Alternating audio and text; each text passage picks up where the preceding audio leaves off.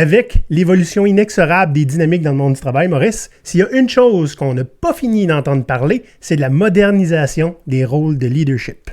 Puis il y a même un terme que ceux qui travaillent avec l'agilité ont souvent entendu, on l'entend moins ailleurs, c'est le concept du servant leadership, les leaders au service des gens. Il s'agit d'une posture de leadership qui va être de plus en plus impossible à ignorer. Donc, on a décidé de faire le tour du sujet puis de voir de quoi il en retourne. On va regarder un coup Pirate Canada. Go Pirate Canada? C'est qui ça? C'est Maurice, puis papa. Olivier et Maurice, deux pirates barbus qui n'ont jamais réussi à prendre les petits chefs au sérieux, préfèrent de loin investir leur confiance dans les servant leaders de tout acabit. Ça vaut tellement la peine qu'ils font un épisode rien que pour faire en sorte qu'il y en ait plus. Voici leur histoire. Je suis encore en vie. Fait que à tous ceux qui ont envoyé un paquet de messages de prompt rétablissement qui disaient « Enfin, j'espère que tu t'en tireras pas, salaud! » tant pis pour vous autres, je suis encore là. Il est tough, le vieux. Ouais. Ouais. Bon, le leadership évolue parce que le monde du travail évolue. Encore une ineptie que Go Pirate arrête pas de dire, hein? Oui, on a tendance à faire ça, nous autres. Ça, Maurice, toi, étant historien, servant leadership, même si c'est plus populaire récemment, c'est quelque chose qui existe depuis longtemps. Ben écoute, le confucianisme en parlait il y a 2000 quelques centaines d'années. Oui, c'est ça. Donc, il n'y a rien de nouveau là-dedans. Le concept qu'un leader ne devrait pas dominer tout puis tout le monde, mais au contraire, créer des avenues pour que les gens soient en mesure de se prendre en main eux-mêmes puis de réaliser les choses eux-mêmes. C'est ancien, ça s'est répété régulièrement au cours de l'histoire, mais naturellement, le contrôle dominant de « je suis plus gros, je suis plus grand, je suis plus fort, j'ai raison, ferme ta gueule », j'ai plus d'éducation aussi. c'est ça, a tendance à reprendre le dessus. Hein? Oui, mais il est arrivé quelque chose dans les années 70 avec un certain Robert K. Greenleaf, que je ne connaissais pas. Non, c'est le père du mouvement de servant leadership moderne. Hein? On s'entend, là, dans les années, fin des années 50, dans les années 60, début des années 70, il y avait énormément de penseurs sur le monde du travail qui sont super intéressants à lire aujourd'hui parce qu'ils disent, à cette époque-là, ce qu'on dit aujourd'hui. Ça l'a changé parce que dans la fin des années 70, ils ont redéfini c'est quoi une entreprise. Une entreprise, c'est une entité qui est là pour aller chercher le maximum de bénéfices puis de retours pour ses actionnaires. Puis quand ça, c'est devenu une entreprise, toutes les belles pensées qu'on avait sur comment faire évoluer le monde du travail, ça s'évapore, toi. Ben oui. C'est fou, pareil comme un presto qui saute. Puis comme on s'est aperçu récemment que c'était une super de belle façon de voir les choses. Hein? Ça a juste comme détruit ce qui nous restait de monde. On revient à des penseurs qui disent « OK, oui, mais maintenant, qu'est-ce qu'on fait? Ouais. Comment est-ce qu'on peut bâtir l'économie du futur, les entreprises du futur? » Ouais, donc Robert K. Greenleaf, le père du mouvement, disons-le, plus moderne, de servant leadership, là, il dit qu'on devrait se concentrer, si on veut être un servant leader, sur les points suivants. Est-ce que les gens qu'on sert grandissent en tant que personnes? Tu sais, quand on dit donner des super pouvoirs aux gens, là, dans Modern Agile, make people awesome, c'est ça. C'est ça, c'est s'assurer que personne ne va stagner. Ouais, okay? Ouais, c'est le talent doit se développer, les leaders doivent émerger, les gens doivent grandir, puis c'est la responsabilité d'un servant leader d'amener ça. Ouais. Un autre point, quand on les sert, est-ce que les gens sont en meilleure santé? Et c'est tout. Il ne dit pas quelle santé, j'aime beaucoup ça, parce que ça peut être la santé mentale, la santé professionnelle, la santé physique, on s'entend. Fait que c'est un mélange de tout ça, en fait. On veut avoir des gens qui vont être bien d'être là où ils sont, qui vont être en mesure de faire leur travail sans traîner un paquet de soucis. Tu sais, c'est... Dire aux gens quoi faire, c'est une chose. Quand les gens ont envie de le faire, le résultat va être pas mal différent. On va en parler tantôt. Quand on les sert, est-ce que les personnes sont-elles plus sages, plus libres, plus autonomes? Celle-là est important. Oui. On va en parler encore en détail. Puis, est-ce qu'elles ont plus de chances de devenir des servants eux-mêmes? Tu vois, lui, il dit donner des servants. Même pas des leaders, des servants. Remarque que quand tu te mets au service des autres, c'est rare, à moins que tu sois secrétaire. Servant, ici, n'est pas dans le sens de serviteur. C'est ça, exact. Faut faire la différence. C'est plus dans le sens anglophone de public servant, un fonctionnaire. Mais c'est quelqu'un qui se met au service de la société. Ouais. Donc, ça ne veut pas dire que tu es un tapis mouillé qui va se faire marcher dessus par tout le monde. Tu rends service. Exact. Tu utilises tes talents puis tes capacités pour permettre à la société, ou dans ce cas-là, ça peut être un groupe beaucoup plus restreint, de pouvoir aller chercher le maximum de son potentiel. Bon. Fait que Maurice, mais c'est quoi la différence entre un servant leader et un boss? LOL. Ben, écoute, en partant, depuis quand est-ce qu'un boss va travailler pour vous autres? Tu sais, ça casse le cerveau de bien des gens qui entendent ça. Ouais. OK? Un gestionnaire qui est servant leader travaille pour vous. Ouais. Pas habitué d'entendre ça. Parce que le succès est collectif, c'est pas son succès à lui. Une des grosses différences entre un boss et puis un servant leader, c'est que le boss va prendre les décisions, va dicter les solutions, puis les autres sont là pour exécuter. C'est à propos de lui, de ce qu'il veut, puis de comment ça va marcher. Ouais. C'est aussi quelqu'un qui souvent va devoir dire « Vous devez me respecter, vous devez respecter mon autorité, et vous devez me suivre avec loyauté. » Toutes des choses qui ne se demandent pas. Ouais. Fait que tu es en train de dire que Cartman, dans South Park, c'est pas un servant leader. Ça l'est pas en fait. C'est un petit boss. Un petit chef, ouais. Un servant leader n'a pas besoin d'avoir recours à ça. Parce que son but n'est pas que toute l'attention soit sur lui. Son but n'est pas d'avoir raison tout le temps. Son but n'est pas d'être obéi au doigt et à l'œil parce que il n'est pas assez confiant en lui-même pour pouvoir permettre à d'autres de prendre leur place. Ouais. Mais la grosse différence, dans le fond, là, c'est que c'est pas lui qu'il faut qu'il brille. C'est le monde pour qui il travaille qu'il faut qu'il brille. Exact. Parce que c'est simple de même. Si c'est ça, vous allez gagner ensemble. Oui. Le travail va avoir été fait ensemble, la victoire va être ensemble, puis ceux qui ont vraiment mis la main à la pâte le plus, oui, vous êtes le boss, vous êtes plus important que les autres, c'est normal que la plus grosse part du gâteau vous revienne. Ouais, mais un servant leader ne pense pas comme ça. Il va dire, mon équipe a fait le travail, mon équipe a avancé, la grosse part du gâteau, elle va aller là. Que les félicitations soient basées sur eux autres, que les promotions soient accessibles à eux autres, parce que c'est des gens qui sont talentueux. Puis je veux qu'ils puissent en profiter au maximum, plutôt que de cacher quelqu'un de talentueux, juste pour être sûr qu'il va continuer à vous servir pendant assez longtemps. Mm-hmm. Je parlais d'Eric Cartman tantôt. Hein? Eric Cartman, comment il verrait ça, lui, un servant leader, selon toi? Parce qu'il y a des fausses perceptions. Hein? C'est nécessairement un leader qui est mou. Ouais. Il n'a pas le courage managérial pour prendre des décisions fortes. Ou la capacité. Ouais. La capacité à se faire imposer et à se faire obéir. Il n'est pas fait pour ça. Tu deviens un servant leader après. Oui, c'est ça. Exact. J'ai souvent vu, puis je comprends pourquoi. Hein? Quelqu'un se faire comparer à un calinours ou un bisounours, hein, pour ceux qui sont en Europe. C'est pas parce que tu prends pas des décisions difficiles seul que tu es nécessairement quelqu'un qui voit des petits anges tout nus partout. C'est ça. Que plutôt que de penser au fait que vous avez une mission à faire, des choses à accomplir, un certain niveau de productivité à maintenir, que vous allez uniquement parler d'amour, puis de fraternité, puis de petits papillons. OK? Ouais. Et puis, on va être honnête, là. J'en ai vu des wannabe servant leaders qui vont agir comme ça. Mais, si on va en parler tantôt, c'est pas n'importe qui peut être un bon servant leader. Ouais. En tout cas, certainement pas s'improviser comme tel. En fait, il y en a qui vont essayer fort, mais le résultat qu'ils vont réussir à obtenir, c'est une des perceptions qu'on va voir. C'est que, je me mets au service de mon équipe, j'organise tous les meetings, hein, je m'assure que les salles sont réservées. Fait que, bref, tu es un petit peu le secrétaire ou la secrétaire de l'équipe. Ce que beaucoup de Scrum Masters qui nous écoutent vont faire « Hey, ça me rappelle vaguement quelque chose, ça. » Et puis des fois, c'est pas ça que tu veux, mais tu finis par l'être parce que c'est ça qu'on va t'imposer. C'est ça. Et ça, il faut poser des graves questions. Il y a une sacrée différence aussi, Maurice, entre un servant leader et un gestionnaire bienveillant. Ça veut pas dire que tu n'es pas bienveillant quand tu es un servant leader. Mais tu sais qu'est-ce que j'en pense, moi, de la bienveillance. Oui. Maurice, dans un épisode récent, comment tu l'expliquais?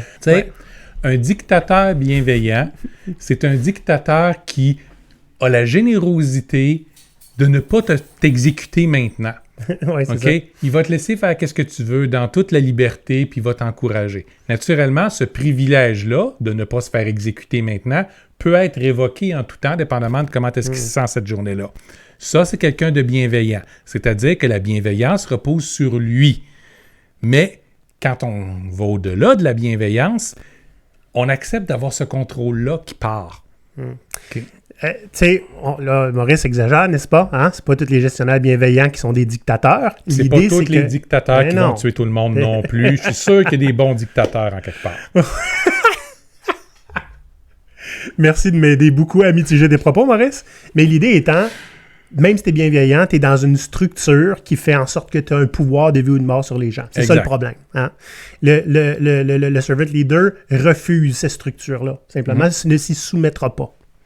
Puis ça veut dire qu'il va se mettre à risque pour son monde. Exact. Il va créer une structure différente où les gens vont pouvoir essayer, où les gens vont pouvoir explorer, prendre des décisions. Puis s'il y a du désaccord, ben, il va être en mesure d'intervenir. Puis on parle du désaccord pas juste à l'interne avec les gens qui le font, mais souvent à l'externe avec les supérieurs dans l'organisation, par exemple, qui vont dire « Hey, tiens ton monde un petit peu plus. » Là, Ouais. ils explorent, là, puis ils font les affaires. Une fois de temps en temps, ils mettent des belles choses, mais là, je veux qu'ils fassent telle affaire super précise, puis je m'en fous si c'est la bonne affaire à faire ou pas. Je veux qu'ils fassent ça. Tiens ton monde au pied. Et là, il va se créer une dissonance cognitive. Yep. Ou une belle bataille. Oui, absolument. Puis ça va faire des étoiles. Là, Maurice, on est déjà bien avancé dans l'épisode, fait qu'on va vous dire de quoi on va parler. Hein? Ben oui. Maintenant qu'on a vu la définition, hein, puis certaines petites particularités du servant leader, on va parler aujourd'hui qui peut devenir un servant leader. Parce que ça a l'air facile d'approche, mais c'est pas pour tout le monde. Hein? Comment devenir un servant leader si on est déjà un gestionnaire? Quelque chose qui va être très pratique pour beaucoup de gens parce que, comme on l'a dit, le monde du travail est en train de changer. C'est pas vous autres qui allez l'arrêter. Hein? Quelles sont les différences de dynamique avec son équipe quand on est un servant leader, mais aussi avec la direction? Puis 4 trucs pour travailler sur son servant leadership, hein, qu'on soit manager ou pas, parce que c'est pas juste pour les managers. Exact. C'est un bon plan. Fait que réfléchissez à ça. On se parle dans 2 secondes.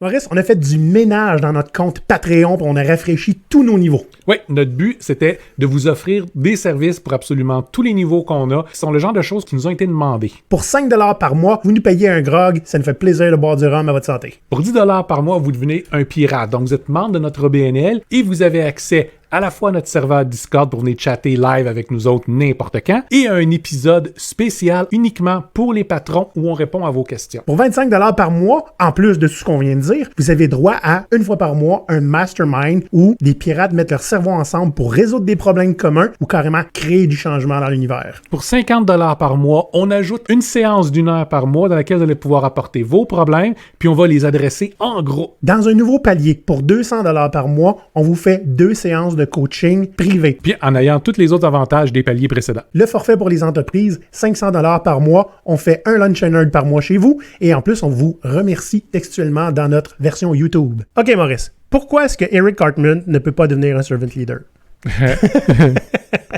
Parce que dans son fondement, OK, c'est quelqu'un qui est tellement insécure qui a besoin absolument d'écraser tout le monde tout le temps puis d'être le chef. Il y a zéro compromis là-dedans.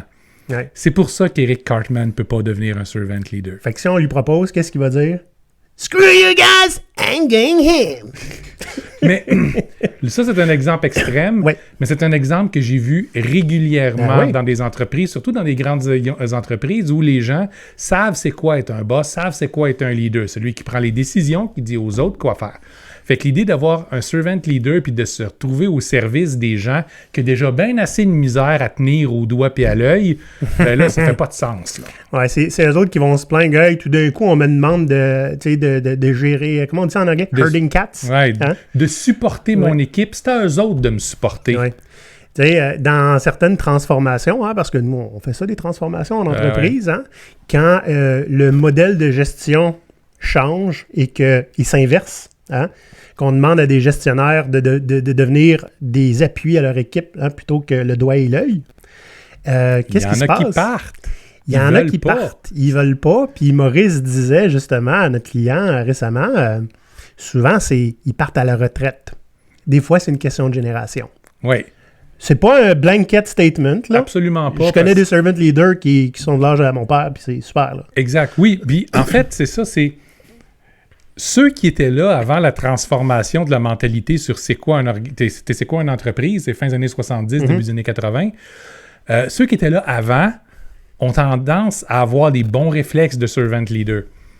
Ceux qui ont bu ce Kool-Aid-là savent très bien qu'il y a une chose qui compte dans le monde, puis c'est eux autres mêmes, et puis leur succès, puis le restant des gens sont des outils. Ces gens-là sont absolument incapables de devenir des servant leaders. Essayez pas, vous allez perdre votre temps, vous allez haïr ça, puis tout le monde va vous détester. Fait que acceptez le fait que c'est juste pas le genre de réalité dans lequel vous êtes capable d'évoluer. Puis trouvez-vous une réalité qui va vous convenir. Il y en a en tabarnouche des entreprises, Maurice, qui veulent pas changer. Puis, une autre chose, on voit souvent dans des entreprises, surtout des entreprises qui veulent pas trop changer aussi, ils veulent avoir des servant leaders. Fait qu'ils vont prendre des jeunes sans expérience de leadership, ce qui va les transformer en secrétaires, ce qui va les transformer en quelqu'un. Mais souvent, tu sais, ils vont avoir la responsabilité de débloquer les équipes et de régler les embûches, mais ils n'ont aucune ressource, aucune autorité, aucun contact pour le faire, puis ils sont pas dans position hiérarchique normale de l'organisation. Fait qu'ils peuvent rien faire. Puis encore une fois, beaucoup de gens dans des transformations agiles qui nous écoutent présentement vont faire « c'est moi ça ». Oui, ça c'est parce que votre organisation ne se transforme pas pour vrai. Puis vous êtes là simplement pour remplir une coche. C'est triste, c'est plate, ça devrait pas être comme ça, mais c'est ça. Le dur son de la vaisselle cassée de la réalité dans notre tête. Oui. Ce qui veut dire que si vous voulez devenir un servant leader, OK, c'est une belle ambition. Il faut vous pratiquer à être un leader, un vrai leader. D'abord, un leader, avant de devenir un servant, va devoir être en mesure de prendre des dossiers en main puis des amener à bien. Okay? Lui ou elle, puis avec son équipe. Puis un coup qu'on est capable d'être un bon leader, là, on peut aller au-delà de ça puis commencer à se dire comment est-ce que je peux faire pour faire émerger d'autres leaders puis moi les appuyer après ça. C'est bon, ça. Là, comme on l'a dit plus tôt, le monde du travail commence à demander ça. En fait, on en a besoin, même si c'est pas une demande qui est explicite par les fondateurs d'entreprise, OK?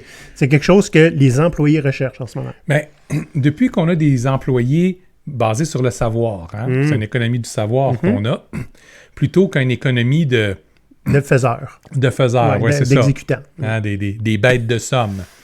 Une bête de somme a besoin d'avoir un guide.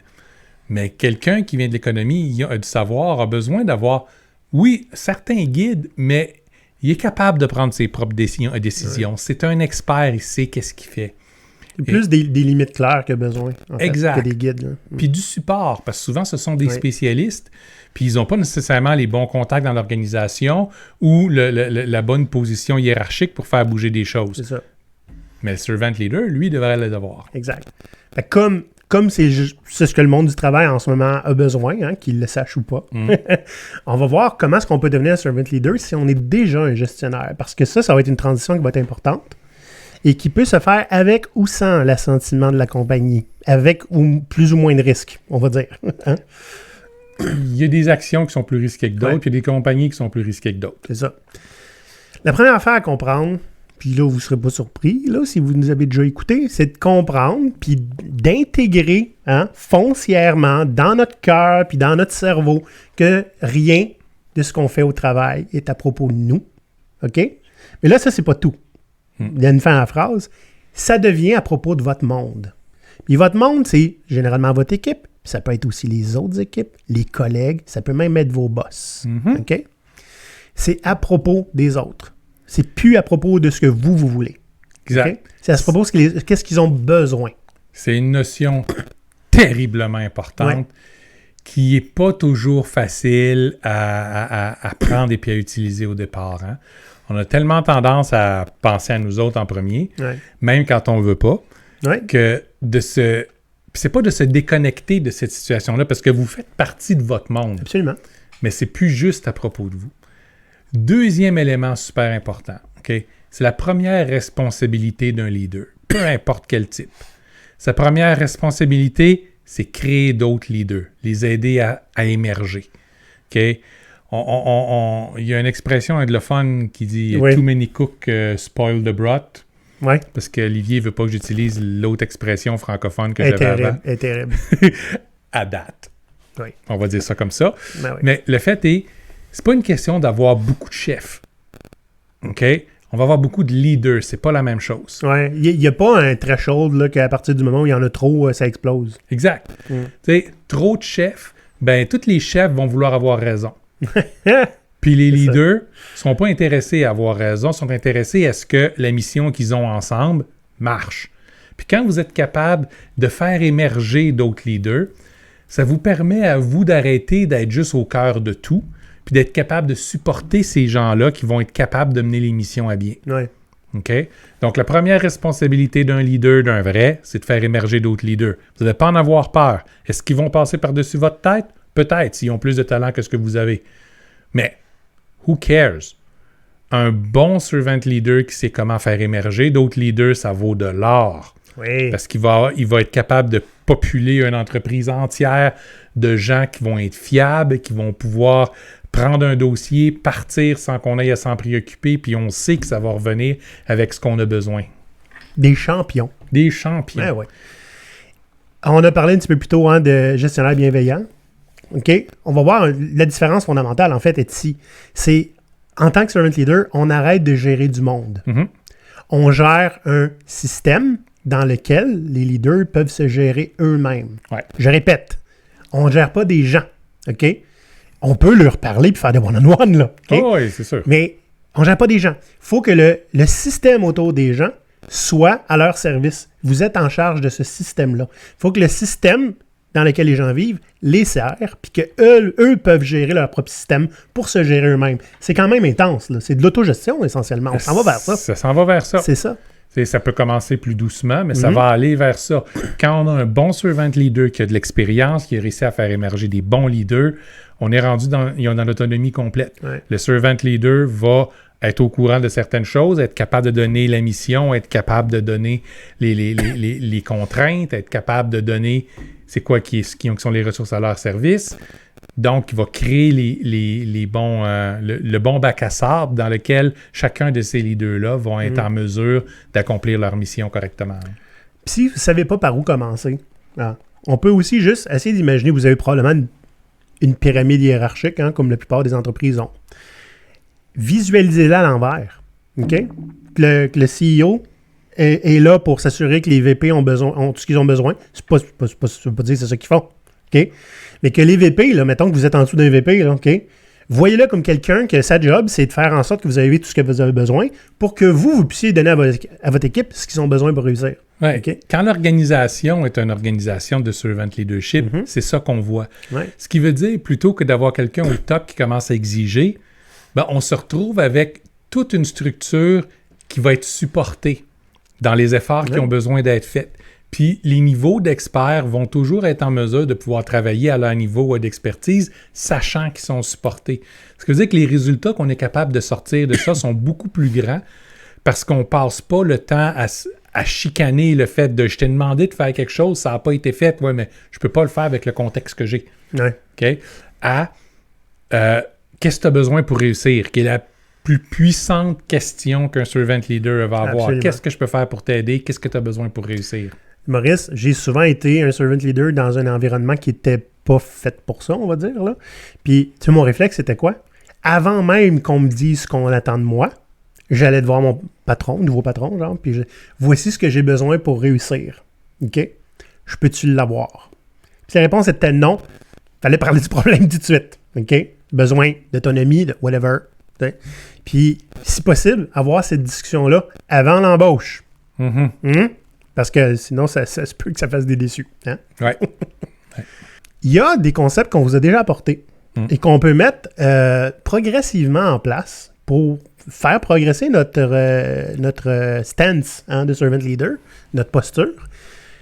Vous savez, quand on est gestionnaire traditionnel, ce qu'on est habitué, c'est de prendre des décisions puis les exposer à l'équipe Des fois, on leur demande leur feedback. Comment faire pour aller... aller... de rester là pour l'écouter, hein, vu que c'est juste une formalité de toute façon. C'est ça. Fait que, comment on peut aller progressivement vers du servant leadership? Ben, on a souvent parlé de relations triadiques. Hein? Quand vous allez prendre une décision, vous avez à en prendre une, inclure 2 ou 3 personnes qui vont vivre avec l'impact de la décision. Ouais. Puis, s'ils disent clairement, t'es fou, ça marchera pas, ben, vous les invitez à la co-créer, à l'améliorer, la décision. C'est déjà un pas vers le servant leadership. C'est un point important. Oui, absolument.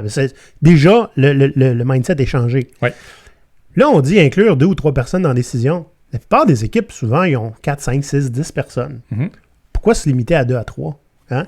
Au lieu de vendre la décision à 2 ou 3 personnes, voir le feedback puis ajuster, apporter le problème à l'équipe. Voici le problème que j'ai. Qu'est-ce que vous en pensez? Qu'est-ce qu'on fait avec ça? Puis ça ne veut pas dire que n'importe quelle décision de fou va passer. Non. Vous pouvez quand même, en tant que gestionnaire, vous réserver le choix de prendre la meilleure décision, mais l'idée étant, il faut qu'elle soit co-créée. Vous êtes encore responsable de cette décision-là. Voilà. C'est juste que plutôt que d'avoir une décision difficile à prendre parce que vous ne savez pas si vous choisissez entre une très mauvaise décision puis une décision encore pire, vous allez avoir des solutions qui vont avoir l'appui de beaucoup de personnes déjà en partant. Vous allez être beaucoup plus confiant dans cette prise de décision-là. Puis, si vous voulez faire le tannant, parce que Maurice a déjà donné ce truc-là, OK, c'est, mettons là, que vous amenez le problème à l'équipe, puis l'équipe a dit hey, nous autres, on ne veut pas se mêler de tout ça, là, fait que prends la décision, là, c'est toi le boss. Fait que là, vous leur donnez l'intention que vous avez de prendre la pire des décisions innocentes. OK? Mais vous vous dites que c'est moi qu'il faut qu'ils apprennent. Fait que moi, je prends celle-là. Ça va tellement leur nourrir, OK? En fait, ils voudront même pas que vous la preniez. Fait que s'ils veulent pas co-créer, là, ben, montrez-leur l'intention de prendre une décision qui n'a pas d'allure. Mais dites-vous que quand vous êtes rendu avec des équipes qui veulent pas co-créer, c'est parce que là, il y a un problème majeur au sein de votre organisation. C'est dans la racine, là. C'est ça. Ce qui veut... Mais ça, on va voir ça souvent quand un gestionnaire décide, je veux devenir un servant leader, qu'est-ce que je fais? Puis il commence. Ouais. Puis là, il n'y a pas de support, il n'y a pas de coaching, il n'y a pas d'entourage. Puis là, il se retrouve avec des gens qui ont tellement eu l'habitude d'être blâmés pour tout qu'ils ne veulent pas les prendre des décisions. Là. Fait juste nous dire quoi faire, puis on va le faire. Là. Ils sont tellement désengagés. Puis ils vont en même temps avoir à affronter le patron qui vont dire non, c'est quoi ces niaiseries-là? Là? Moi, je l'ai là, mon plan. Tu vas prendre la décision d'exécuter mon plan comme il faut, puis tu vas me l'exécuter comme il faut, parce que sinon, mon plan extraordinaire, c'est toi qui vas être blâmé parce qu'il ne marche pas. Okay? C'est même pas le monde le problème, là, rendu là. Non. L'organisation est toxique, puis là, il y a besoin de faire quelque chose, puis d'avoir l'intervention.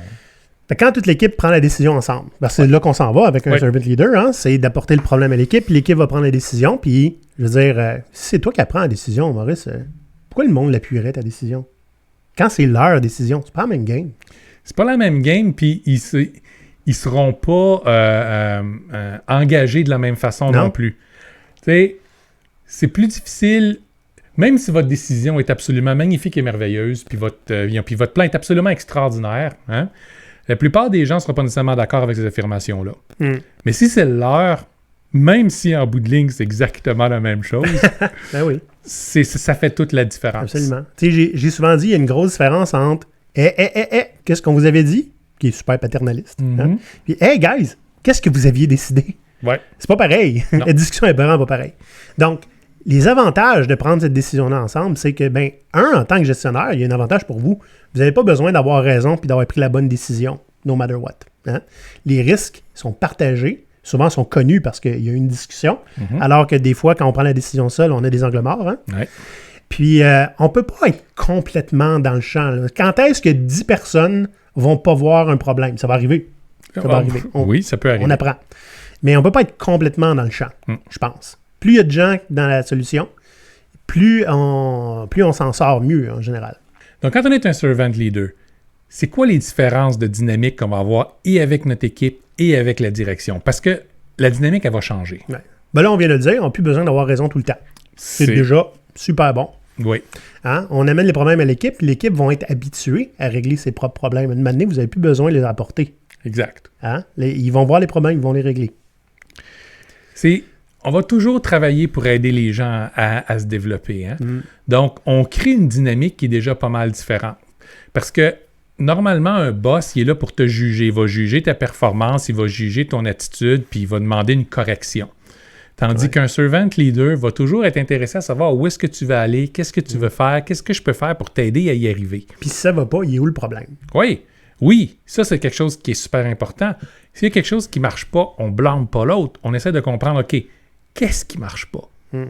Fait qu'au lieu d'être, comme tu disais, une dynamique de jugement, voici ce que tu fais de pas correct, puis je te le dis, puis on va régler ça. L'idée étant, OK, il y a quelque chose qui marche pas, il y a un problème à quelque part, est-ce qu'on co-crée la solution? Puis des fois, là, co-créer, ça va être l'équipe aussi, là. Carrément, là. S'il y a quelqu'un qui a un problème, ben, il y a une solution à quelque part. Ça se peut que la solution, ça soit qu'il parte. Ça se possible. peut. C'est pas la seule. Non, c'est pas la seule. Et plus le cerveau, plus c'est pas la seule. Puis tu sais, fait que c'est ça, fait que au lieu de passer du temps, genre à mettre de la pression sur le monde, à faire des plans de redressement, hein, puis ces niaiseries-là, voir comment ensemble on peut trouver une solution. En fait, c'est pas mal plus positif au départ. Puis, c'est moins difficile aussi pour l'employé qui en arrache. Là. Puis, dites-vous, ça crée des relations qui sont différentes. Ça va créer des relations avec les employés qui vont vouloir travailler avec vous parce qu'il y a un gros avantage à ça. Plutôt que juste se dire, c'est un boss qui n'est pas si pire, il crie moins après nous autres que les autres. OK? Là, vous allez voir c'est quoi la loyauté. Des gens qui ont l'opportunité d'aller travailler ailleurs puis qui vont décider de ne pas le faire parce qu'ils veulent rester avec vous. OK? Vous allez voir c'est quoi l'autorité. Quand vous avez quelque chose à dire, les gens vont écouter. Ils ne seront pas nécessairement toujours d'accord, mais ils vont au minimum écouter ce que vous avez à dire. Puis que les débats ne seront pas juste des crises d'enfantillage, mais ça va être des débats constructifs sur « OK, ton idée est un petit peu off pour telle raison. Si on fait ça de telle façon, ça va se faire plus facilement ou ça va avoir un meilleur impact. Donc, OK, ce sont des relations qui sont beaucoup plus d'égal à égal.